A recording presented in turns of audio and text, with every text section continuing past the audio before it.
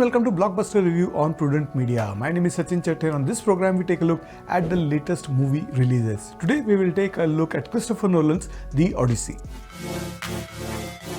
A Christopher Nolan film is always an event. If old school cinephiles used to ask how would Lubitsch do it, this is something that even Billy Wilder used to wonder. Today the question is, how would Nolan do it? This time the answer is The Odyssey.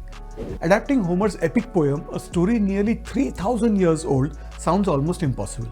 The hard part isn't building the world, it's making the audience feel something while keeping a sprawling myth clear and coherent. And Nolan pulls it off in style. This is the same guy behind Inception, Interstellar, the Dark Knight trilogy, big sci-fi, big action films. So a Greek epic feels like a left turn. But condensing this much into one film, that's exactly the kind of challenge he thrives for.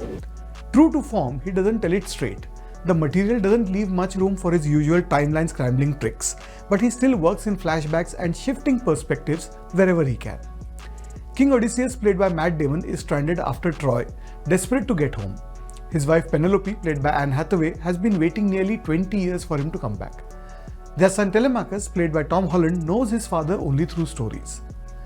Back home, a group of suitors led by Antonos, played by Robert Pattinson, circles the palace.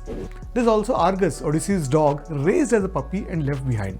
Their reunion is one of the most quietly devastating moments in the film. Now here's the thing, this isn't a story of somebody who's just trying to get home.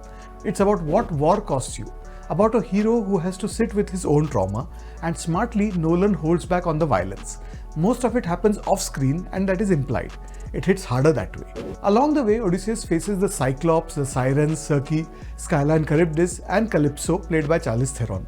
No CGI overload here at all in this movie. Nolan stages these legendary set pieces with restraint. The challenge is the point, not the spectacle.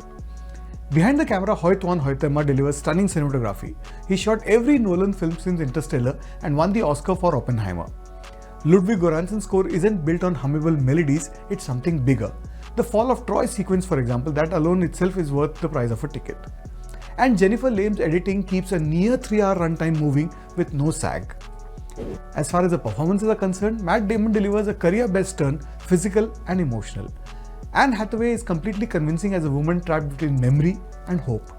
Robert Pattinson is clearly having fun as the villain, while Tom Holland is sincere and effective. Samantha Morton is brief but unforgettable as Circe. Will people argue over Nolan's choices about the source material? Sure, that will definitely happen. That's inevitable, one can say, about Homer. But here's the bottom line. This is filmmaking at the highest level. Nolan keeps proving he belongs in the conversation of the greatest directors since Lumiere brothers invented the medium. I'm going to go with 4.5 out of 5 stars for Christopher Nolan's The Odyssey. It's a film that you cannot miss.